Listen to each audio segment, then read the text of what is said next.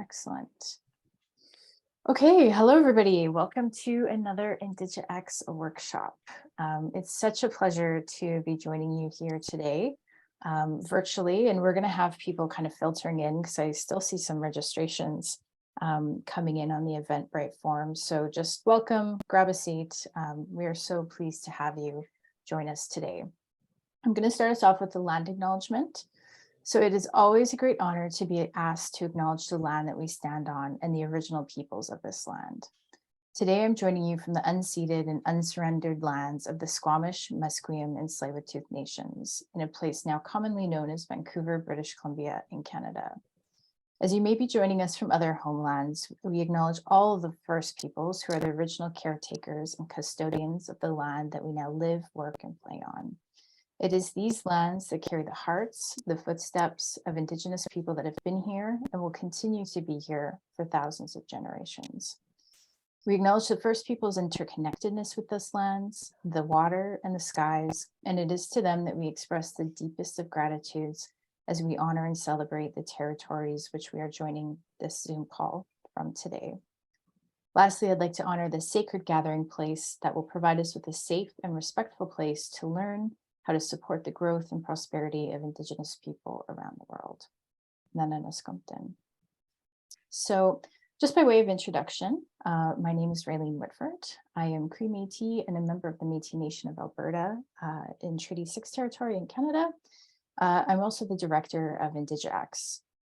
We've had a lot of registrations from a Facebook post that Annita made for us. So just a brief introduction of INDIGI-X. INDIGI-X is a global network for Indigenous people, Indigenous changemakers, to connect around the world. It started out as a partnership between Canada and Aotearoa, New Zealand, and now we've expanded to Australia, to Fiji, the US, and it is very much a grassroots organization that is rapidly growing. The purpose of INDIGI-X primarily is to offer connection for Indigenous people.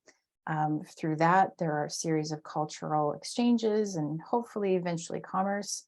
But the primary purpose of this workshop today is just to learn more about lateral violence and the antidote to lateral violence, which is lateral kindness. So I'm going to maybe ask Bob if he would be willing to open us up with a few words.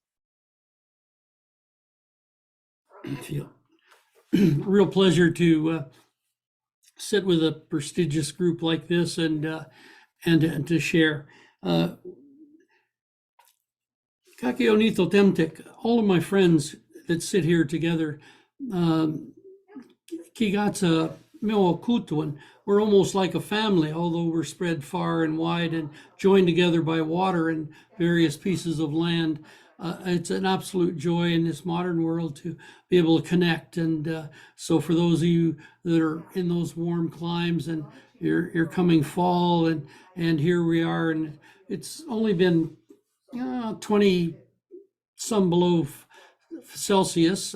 So that's 0 Fahrenheit. And so it's comparatively warm. But we come in this month, the moon, when the geese return.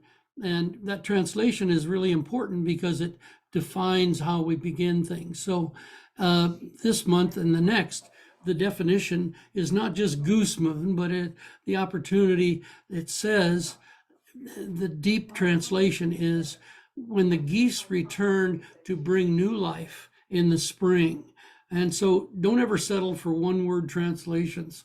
And if you're clarifying a word, I think it's really important. And so it's an honor to sit in this goose moon with people across the world and that share that share a common way of thinking and direction.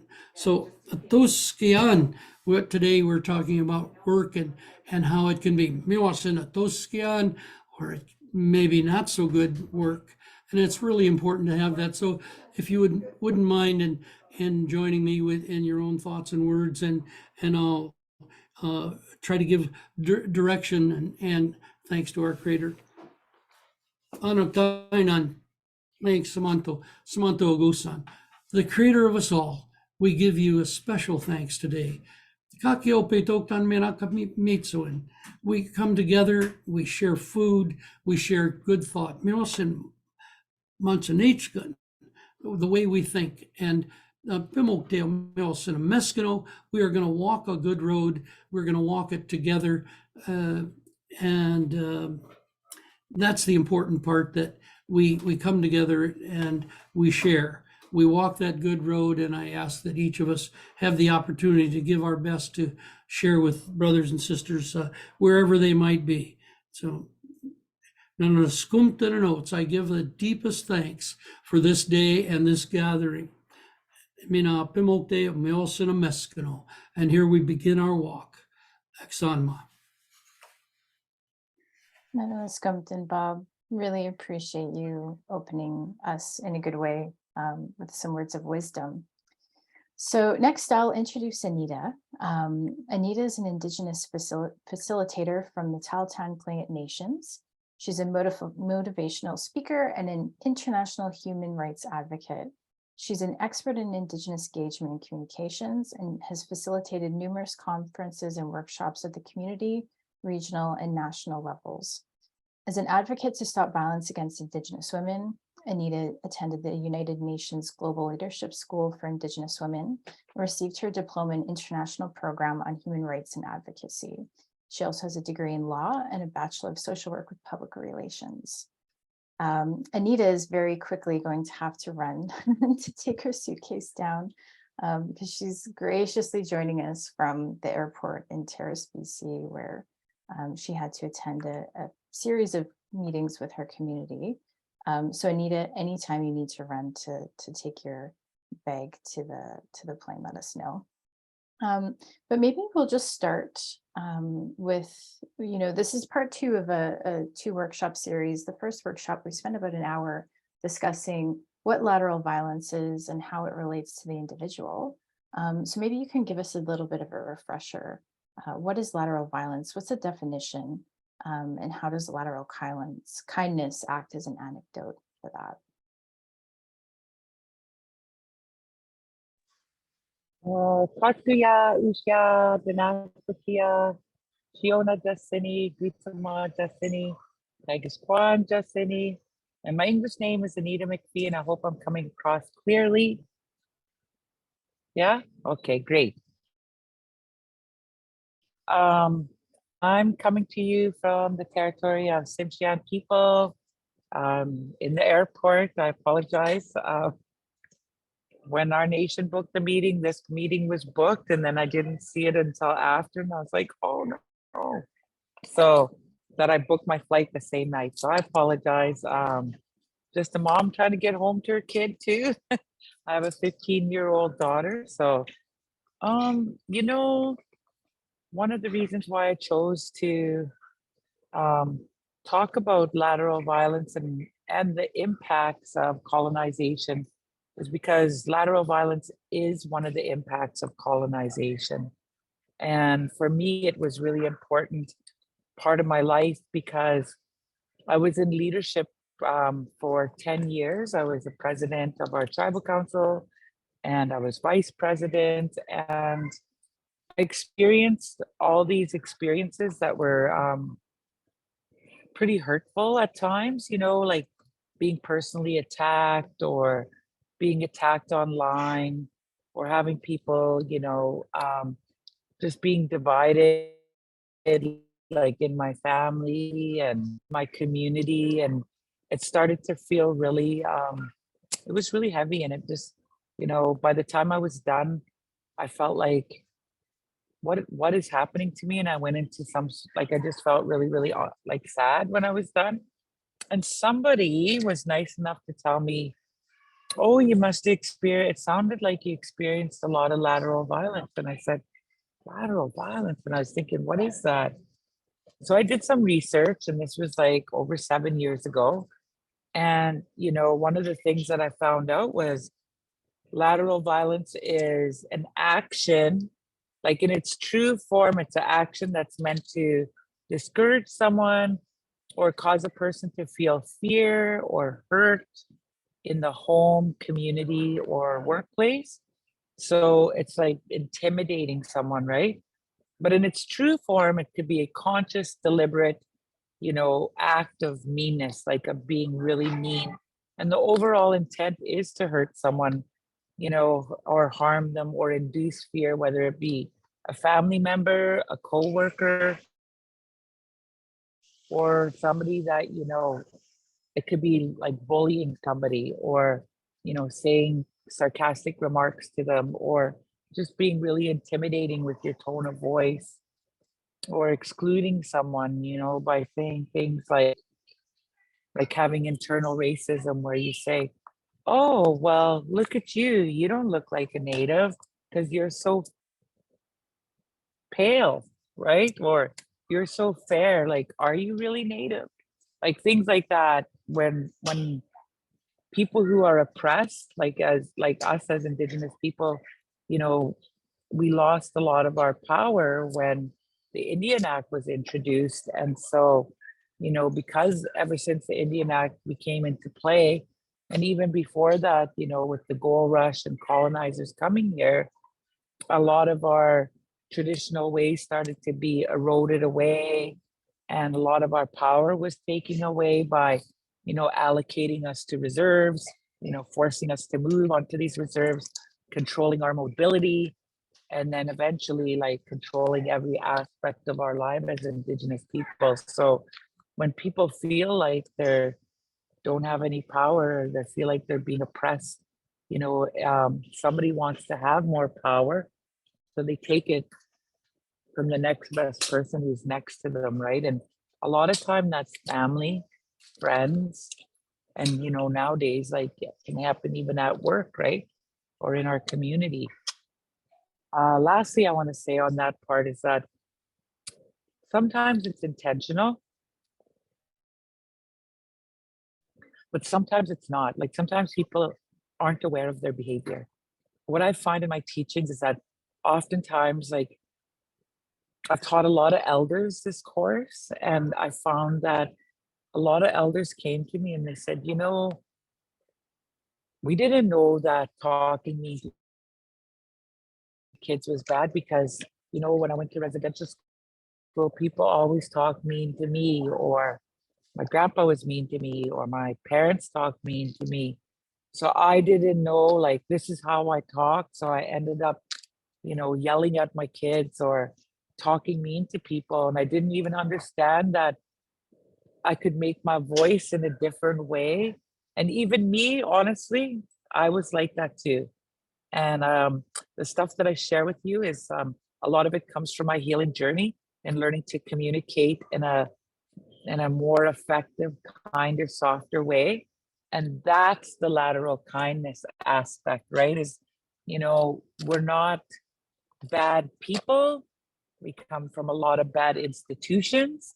And a lot of that behavior is passed down from those institutions. So I really want to emphasize that all of these are behaviors and behaviors can be changed.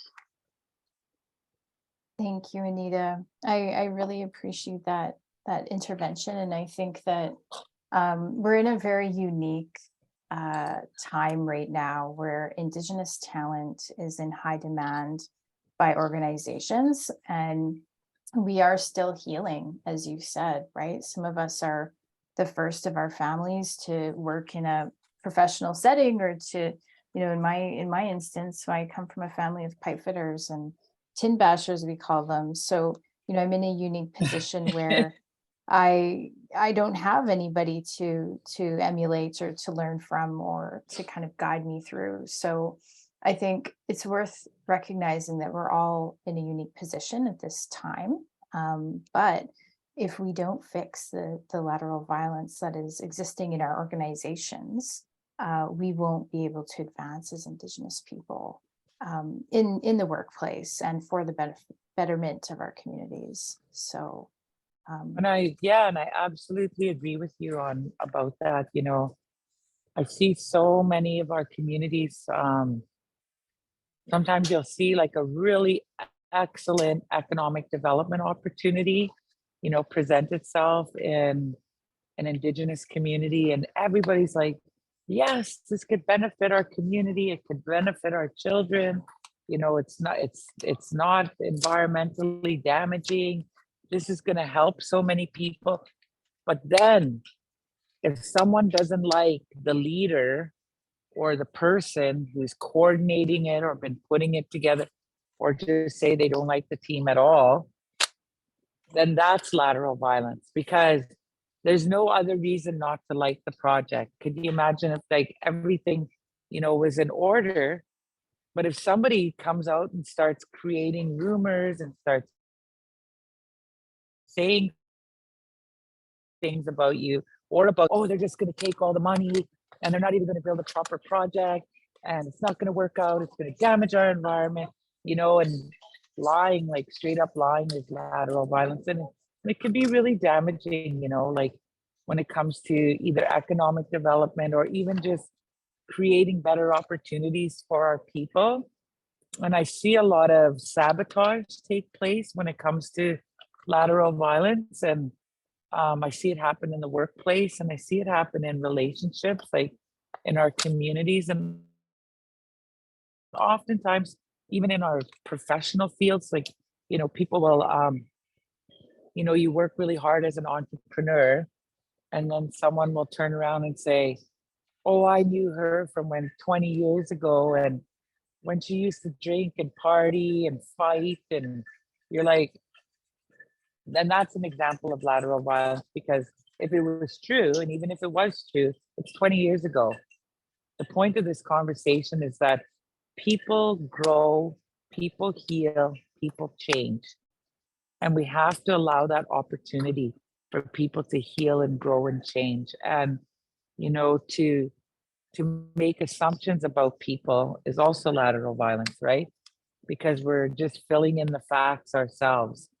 And you know, it's not fair to assume things about people, especially when we're working in our professional fields.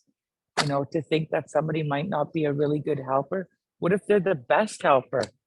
And, you know, by saying mean things or, you know, talking rumors about someone, you might not even be able to give them that opportunity. Thank you. So I do want to make sure that you travel with your luggage. So if you do need to jump and just take your bag, I'll, you know, no judgment. What I would like to do. Okay, let me do it right now then. Sounds Yeah, good. We have quite a small. I'll just stop the video and I'll mute. Perfect. So we have quite a small group here today, which is excellent. I think that this sometimes happens. Sometimes we have huge groups and it's just really unwieldy. But this is quite a small size. So if there are any questions that you would like to ask Annita, I'd encourage you to pop them in the chat. As she's running down to her plane, and I've been to Terrace, I think they only have a couple of gates, so it should only take a few minutes.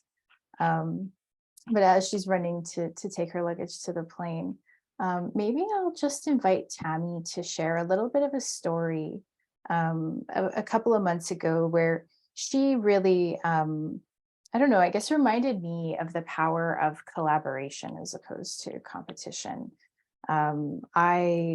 Just to kind of give a little bit of a backgrounder, INDIGI-X is planning to do a rebrand because the term professionals is very colonial and very, I don't know, very corporate, and that is not INDIGI-X at all. And so Tammy, one of her groups in our fourth virtual exchange, coined a term, or maybe repurposed a term that existed. And I wanted to ask her if she'd be willing to give us permission to use the term, or if we could use that as part of our rebrand. So maybe Tammy, if you wouldn't mind continuing on the story, because I truly think your response was beautiful and it caused me to realize a lot of things at a personal level. So I'll hand it over to you. Thank you. Well, Warame, to everybody here. I'm joining you from Yagara land in Brisbane, Australia. So I'd like to acknowledge our traditional custodians and sovereign people of what we now call Australia, and acknowledge the amazing impact of our elders in the past, and our old people have long walked this ground, this earth, and recognise that everybody here has the collective power to write a different narrative moving forward to, you know, a future that we can all be proud of. And I guess that is a nice segue into the work done by my group in the last cohort for INDIGI-X around dream walking to dream weaving, and being able to collectively come together for the greater good of our communities and our people. I often talk about the actions that we take, modelling and setting the tone and creating consequences, good ways, bad ways, for our children and their children's children. And we can keep going on and on. But I guess it came to a crunch for me when, you know, my background is education. So there's a lot of competition, like the corporate sector, where you've got to be better than this one to get more money or to get more enrollments and whatnot. And we each end up working in silos for the same purpose. And so that's just a ridiculous amount of resources, a ridiculous waste of the collective capacity, the collective knowledge that sits in the space.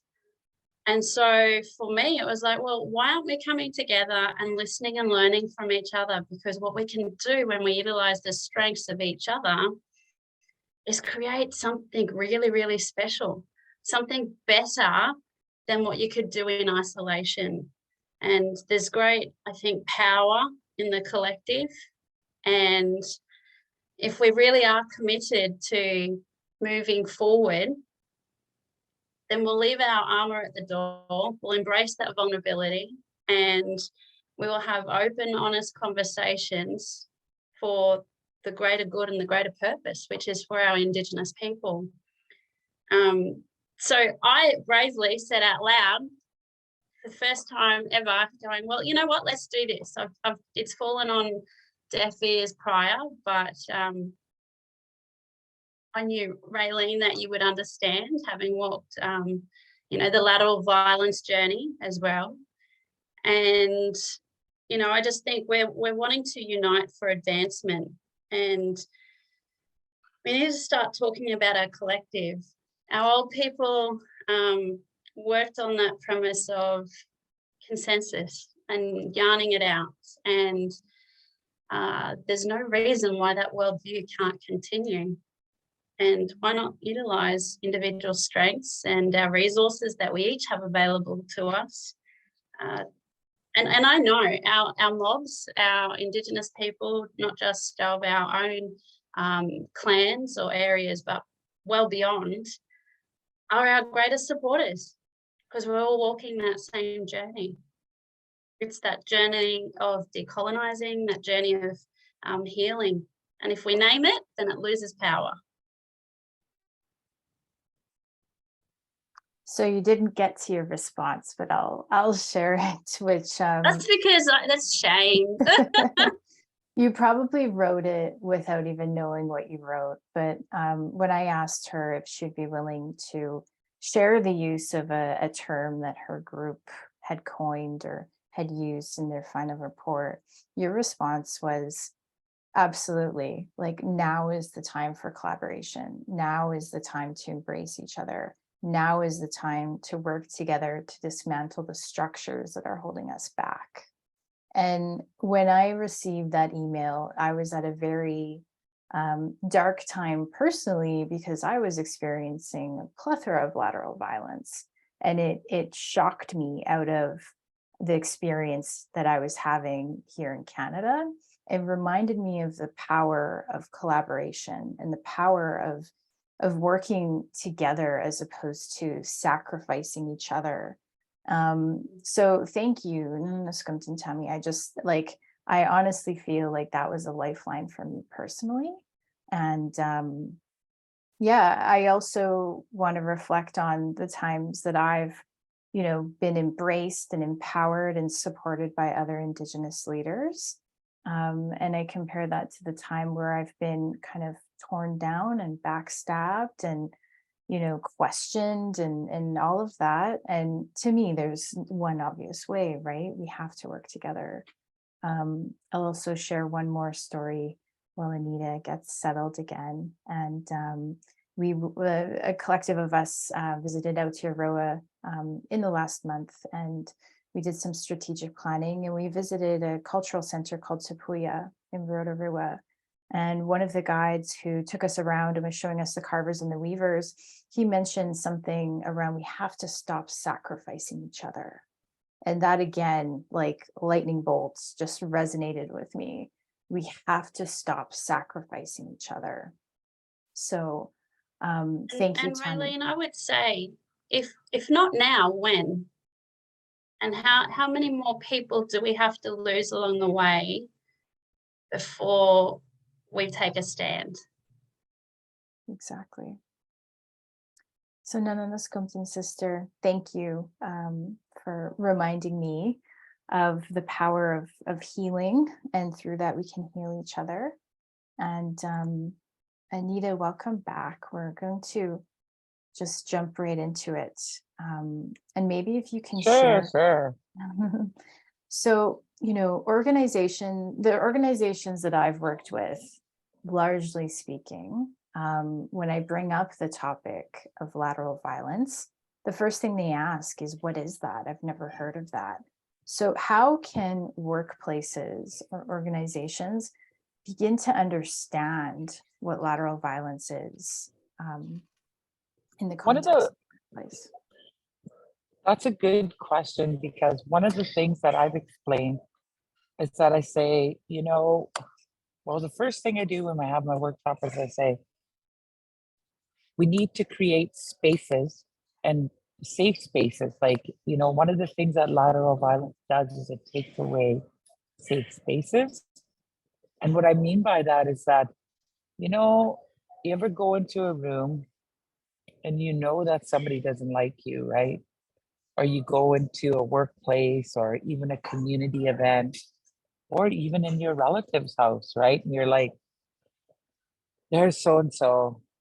I know they're gonna say mean things to me, or they're gonna be sarcastic to me, or they're gonna try to shame me in front of everybody. And it feels uncomfortable, and it feels really uncomfortable, right?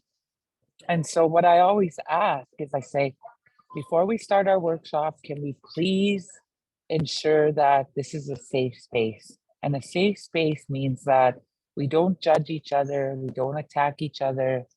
We think about our tone of voice, because, a lot of us, like, I was talking with some parents this weekend, and we were saying, we can't remember when somebody talked nice to us as a kid. Like, in fact, when I was a child, like, I distinctly remember the people who were really kind to me, and they meant a lot to me in my life, and they probably changed the trajectory of my life, because, I teach about kindness, and, teaching about what isn't kindness, which is lateral violence, right? And so, like, creating safe spaces is really big, like huge,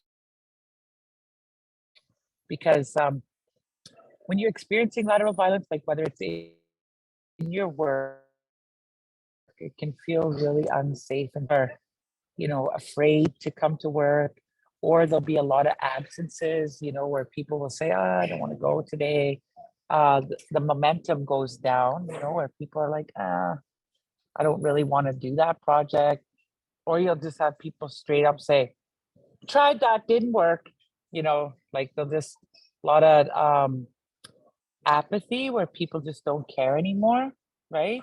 And so that's why reclaiming these spaces and making them safe again, even at home, right? Like, me and my daughter have had to have these conversations, and I've had to say, and it has a lot to do with our healing too, when you're looking at changing, the way we speak and the way we communicate. Like, for myself, again, my mom went to residential school, my grandmother went to residential school, and then by no way, shape, or form it was their fault at all, because they were stolen and they were taken to residential school, and and they were taught all these behaviors, but they weren't given any love or parenting, or hugs, or in fact, siblings were separated, right? So, losing that connection too is a really big deal. So, it's about reclaiming our space, but it's also about reclaiming our culture and our values.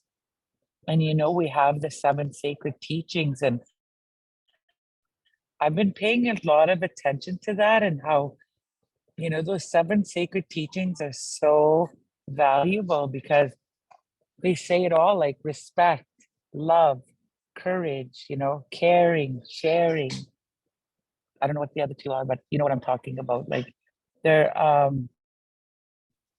but just looking at those, and I was thinking to myself, like, we have all the answers in there in our culture too, to reclaim safe spaces. So we have a question from the audience, Anita. The term brave space. Sure. So have you heard of the context term, or the term brave space, in the context that when even asking others to provide a safe space, it might not be guaranteed? I've Yeah, certainly I heard the term know. brave space, but I know I haven't heard the term brave space, but I know what you mean, that sometimes even if you request people to have a safe space, they turn around and they manipulate it and say, I don't feel safe, even though they're the ones bullying. I totally get that. With behavior like that, we really have to work through it, and you have to work it out. And I've always told people, if you're experiencing that type of conflict on a regular basis, I wouldn't suggest calling the person out. Like, and I'm not into calling people out, because calling out culture is like shaming people, right? And one of the things that our people, I know that we weren't really big on shaming. And if we did shame people, you had to do something like really bad, like something like sexually assault somebody, like where they would bring that person out. And like, I know in my culture, this is something they did, where all the women got together and they took their own justice. And but that's not really what our people like to do, is shame people. If you have an issue with someone, and I tell people, the best thing you can do is communicate directly. And it takes a lot of courage to talk to people directly and communicate directly. And lateral violence is the opposite of that. Lateral violence is it's passive aggressive behavior, because you're not talking you're mad at someone, you're angry, but you're doing everything you can to go around the person. So like, I'm talking to your best friend and I'm saying mean things about you, or I could be trying to sabotage your job, by talking mean things about your reputation, or I could be trying to sabotage your relationship by telling women like, oh, her boyfriend was cheating on her. Like, these are really vindictive behaviors. I know that it sounds horrible, but honestly, I'm sorry to say, it does happen on a regular basis. I want So to I share don't know another. about brave space, I'm sorry to say. I want to share a little story. So I was, sharing knowledge with a company around lateral violence, and I was asked point blank, what is it? Where can I learn more about it? So I Googled it, and a video came up, I think from the late 80s, the early 90s. So, it existed back then, it still exists now. I think there needs to be more of an awareness about it.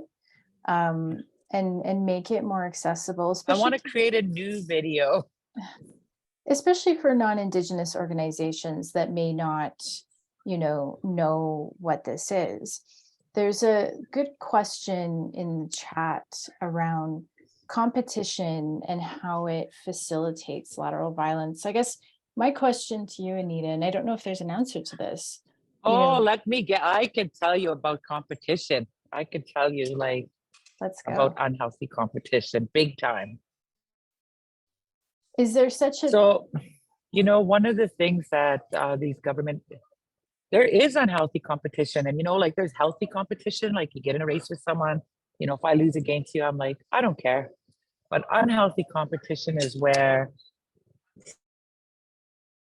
say you and I are running for chief, and I just start calling you down to anybody who will listen. And, I get all my friends who support me to start saying mean things about you, online or in person, or just doing things that's not a proper competition. Like, that's me trying to win the race in a dirty way, right? That's lateral violence. But where a lot of this unhealthy competition originates from, when you look at our history, when you look at the history of Indigenous people, think about this. Our people's mobility and everything was controlled by the Indian Act.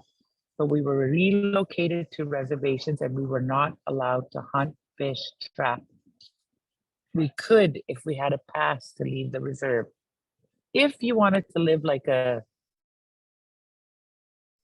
citizen of Canada, you would have to disenfranchise and give up your status so you could go work and be employed. But there was no employment allowed on the reserve except for chief and council.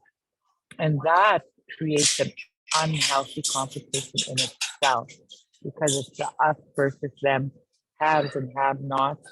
And then whatever little funding that got doled out, it's like, oh, well, you get a job, you get a job. Oh, not you. And then, and that's where a lot of these unhealthy behaviors came into, like, I'm going to help my family, but I'm not going to help you. And then the rations, right? Like, so we were just constantly always struggling for survival. And at the same time, it created this poverty way of thinking, right? Because we were in poverty, but a lot of us now are not in poverty. Some of us are, we have degrees, we have good places to live, we have good jobs, but we still have that mentality. It's like, I got to try to get everything I need, and I'm going to take something from you, and that's what I mean by unhealthy competition. And it's sad, because you know what, there's more than enough talent in this country of Indigenous people and around the world that we don't have to compete with each other. In fact, if we supported each other, we would all be well off and empowered, right? So so what I'm hearing is that lateral violent behavior is a symptom of colonization. It's a learned behavior. It's not aligned with our values as Indigenous people, as community members, as leaders, matriarchs, if we are a matriarch. I also think, from what I'm hearing, lateral violence stems from insecurity, and it stems from a lack of confidence, because as you said, if you lose a race, or you maybe don't win a pitch, or you don't get promoted, if you have that confidence, you just pick yourself up and try again, or you try something different. You don't go and tear. Just keep going, right? Yeah. Okay, so that, I think we have a good understanding of the unhealthiness that let's talk about some good stuff. Yeah, Want to talk about the good side? How do we begin? How do we begin to have kindness in organizations that are structured on competition and kind of violent behaviors? How do we bring kindness to that as Indigenous people and then as organizations? So that's a really good question too. One of the best ways to counteract lateral violence is not to tolerate it. And I know that's easier said than done. You can't just tell your grandpa, I'm done. If your grandpa was being rude to you, right? But one of the things that I always suggest is that, first of all, we have to look at our own behavior. What am I doing that can contribute to lateral violence? What am I saying or doing that may contribute? Maybe I'm not doing anything. But even if it is happening to me, what can I do to stop it, right? And that's where having good boundaries, are really essential to stopping lateral violence in our lives, because, you know, having good boundaries aren't, it could be mean saying no, and it could be cutting people off, but that's just touching the surface. In fact, boundaries help keep people in our lives instead of kicking them out, because, you know, we're communicating to others what our needs are and what our words are and what we want. So we're asking someone, you know, we're saying, listen, you know, I don't like to be talked to like that. You can still be kind and ask for what you need. You know, I can say, you know what, I don't really like that song. I'm sorry. I know you like it, but it's something I don't like. So I'm just gonna go outside. Or something, like, for example, right? Like, it's okay to say you don't like something. But there are also requests for people to change their behavior. So for example, please don't yell at me, right? Or can you take your shoes off before you come into my house? Big deal up north, because I live in the city and I always wear shoes in the house. Oh God, it causes lots of problems. But you know, boundaries are also ways to help people feel safe and comfortable in relationships. And the reason I say that is, for myself, growing up, you know, I was 14 years old and I had to go out to school and I had to live with guardians in boarding homes, right? Because the government didn't care enough about Indigenous kids to have a high school in our territory. And, you know, so we had to live with all these different people, right? And so for me, like, I didn't learn that how to be safe, or that someone was going to protect me or take care of me. So I had a hard time being able to say no or to stand up for myself, because, you know, I was a young kid. I wanted to be liked and I wanted people to not be mean to me or prejudiced to me, but they were. But I still wanted to be with them, right? I mean, that's what I wanted. And so, you know, so what boundaries do is they help keep people to feel secure, safe. It helps you to stay mentally well, emotionally well, because without them, we go the other way, right? You know, if people are infringing on our space, you know, we have a hard time to tell them no. And the thing is that all of us experience problems with setting boundaries, and especially if we've lived in homes where we never seen people exercise boundaries. Like, the reason why I'm saying that is because, you know, at one point, you know, somebody could be saying, there could be some like really loose boundaries, and then there could be some really strict boundaries. And the way I grew up, it was like, sometimes they were loose, sometimes they were strict, and I was very confused. And so as an adult, it was harder for me to practice self-care. It was harder for me to ask for help when I needed it, because I just thought that I needed to depend on myself and I didn't need anybody else. And so, but you know what? The impact from not setting good boundaries is, one, you get resentful. So then you start to take it out on other people, like with lateral violence, or start experiencing like mental health issues or anxiety, or just feeling like giving up and not caring, thinking, you know, I can't do everything, so why should I try? So that's an example of like, but you know, if you want to learn how to set healthy boundaries, one of the most important things is being able to pay attention to your feelings. Seriously, like listening to your feelings. Like, if someone's telling you to do something and you're like, I don't want to do that. Like, I really don't want to do that.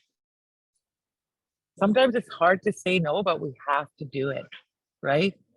We have to listen to our gut. You know, you listen to your inner voice. What is it saying? Is it saying yes, or is it saying no? And, you know, if you grew up in homes where people have controlled you, you don't know how to say no when you mean no, or yes when you want to say yes. You just want to do what everybody else does.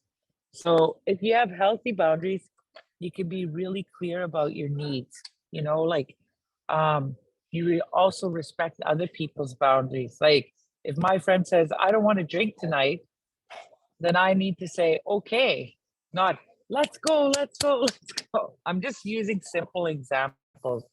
And also being able to share yourself in a way that feels comfortable. You know, a lot of times we'll share things and then we're like, oh, why did I share that? You know, so healthy boundaries teaches us, you know, what to share and not to overshare. Does I that help? have, yeah. I have more. No, I don't doubt that. I have a question because we have about 10 minutes left. So I understand the tools that us as individuals can use. What if we see people in our organization subjected to lateral violence? How can we help protect and support them? Can you offer some tools? Yes, most definitely. You know, I always say silence is violence. Because if we witness somebody doing lateral violence, like say if you were yelling at me and Catherine's there and say I'm not me, like say I'm like quiet and I'm like, no, because some people, they'll react to violence or they'll respond, right? And some people will react by shutting down. Some people will react like this, right? Like you yell at me, I'll do that. I was that kind of person, not anymore. You know, I've learned how to respond in a healthy way. So what could happen is your coworker or your friend can throw you a lifeline. You know, I always tell people, you don't have to stand there and watch that and not say anything. And that's not just an issue in Indigenous cultures. This is in society. I've seen so much violence where people are like, I'm not going to do anything. And they just keep walking, you know, and I'm like, you know, I don't know how many times I've had to go and intervene, like, and say, stop fighting or whatever it is, you know, stop yelling at her or him because he doesn't like it when people talk to him like that. So at work, you can do that. At home, you can do that. You know, in your community, you can say, you know what, look at him or her. He doesn't feel, you know, he's uncomfortable with what you're saying. Like, can you stop? We don't allow this behavior here. So And go ahead. go ahead. No, I was just I going was to just say, going to say having healthy boundaries in one relationship, it doesn't necessarily mean you have healthy boundaries in all your relationships, right? You know, I can have really good, healthy relationships with my friends, and I can have good relationships with my coworkers, but I might not necessarily have a healthy relationship with like my family, right? Because a lot of times with people we love, it's harder to set good boundaries. Or if we've been hurt by someone, it's harder to, you know, because we get scared, right, to say something, but you know, you could totally be able to set boundaries. But I'm going to tell you this, it takes practice. You know, it really does take practice. You know, because if you start setting healthy boundaries, you'll start reducing your feelings of guilt, you know, because like say you always take on too much work and you don't spend enough time with your kids, right? Like you're trying to balance that out. You know, if I say no to work and say, okay, well, I'm going to go home tonight, like tonight, as opposed to tomorrow morning, you know, I'm feeling a lot better because I'm not spending an extra night in Paris, right?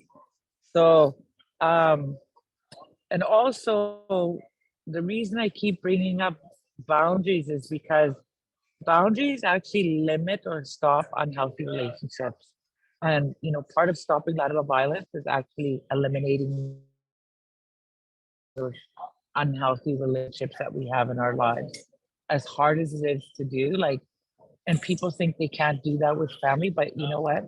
If someone is being super toxic to you and they're being rude to you, like all the time, you know, honestly, we live very short lives when you think about it.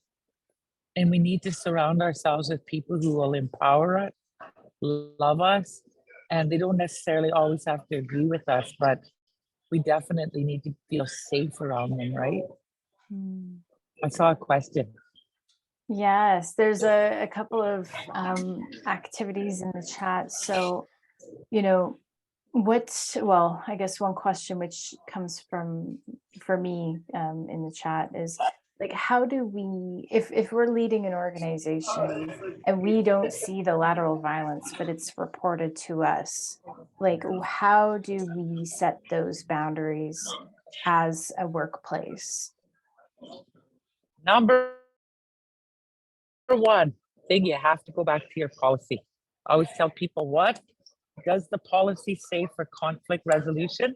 Because some places have it where, in order to create a respectful, safe workplace, they'll say, go back to, like, say, if you and I were having a conflict, they'll get us to work it out amongst ourselves. And say we come back and we say, well, we're not happy, we still hate each other, and like, blah, blah, blah. I'm being extreme. They'll say, go back again. Like, try to sort it out, because we're adults, right? Like, we're not little kids. And if that doesn't work, then they usually have another level that you can go to, right? Like, go to your supervisor and they'll try to work it out. And if that doesn't work out, then they usually have another level. But that's usually how it goes. Like, every organization has, how to resolve conflict within that organization. And it's funny, that's why orientation is so important at work. And I always suggest to organizations, if you haven't reviewed those policies, it's so important to do that once a year with your crew, because then they all know and they're all on the same page. I think that's very helpful. Yeah, thanks for that, Anita.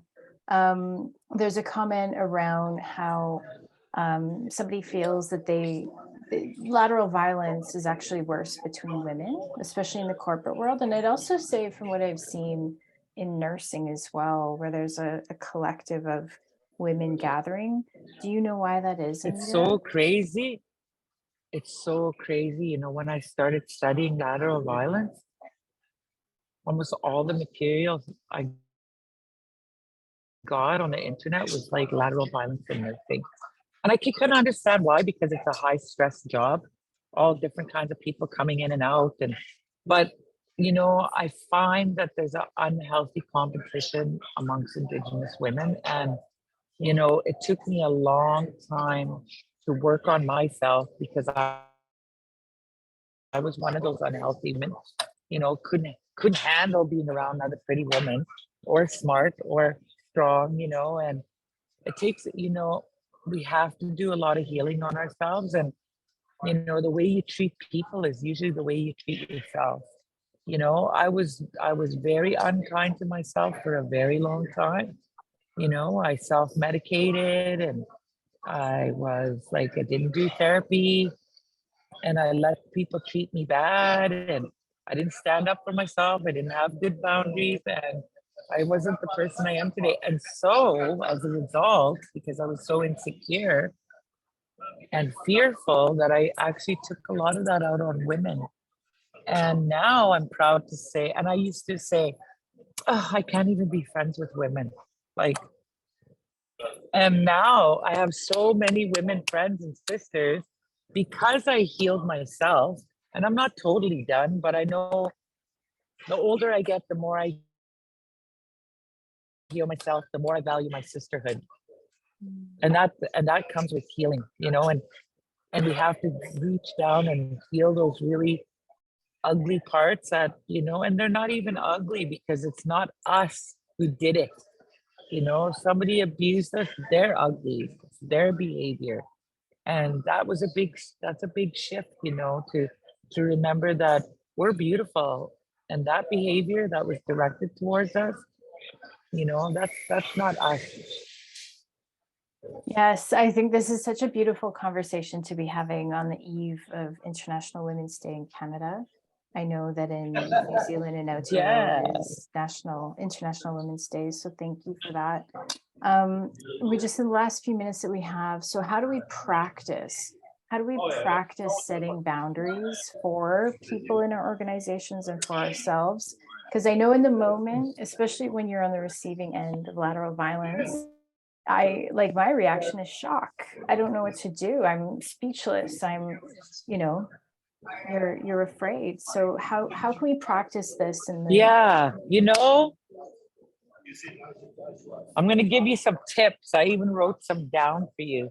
One of the reasons why people find it hard, right, is because they want to do people pleasing.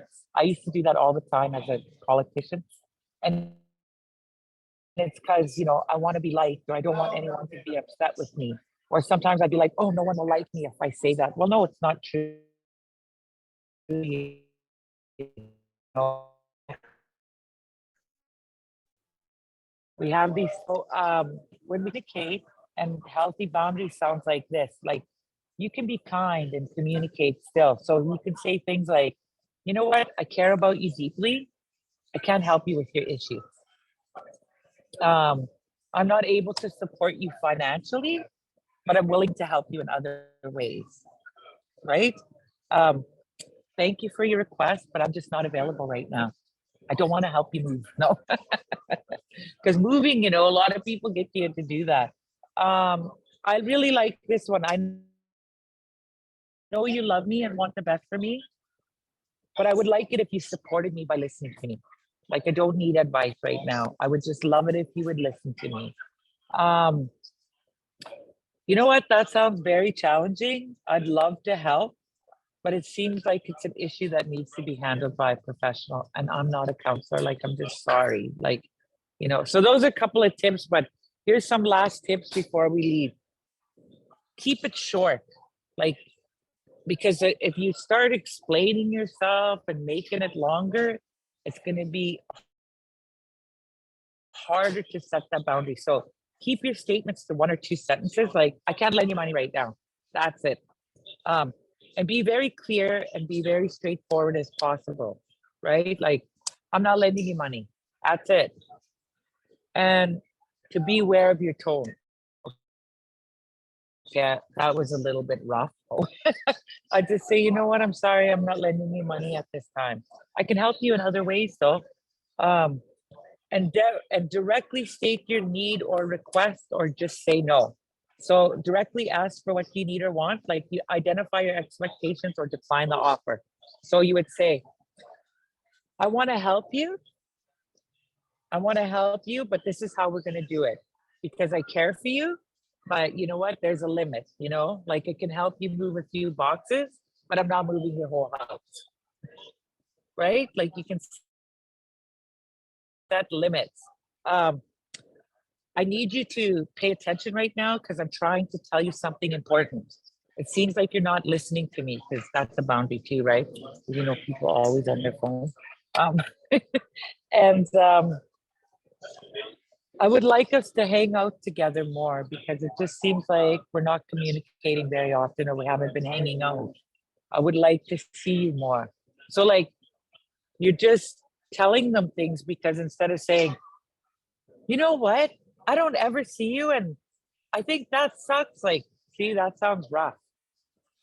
As opposed to, you know what, I'd really like to see you, because I haven't seen you very often in the last little while.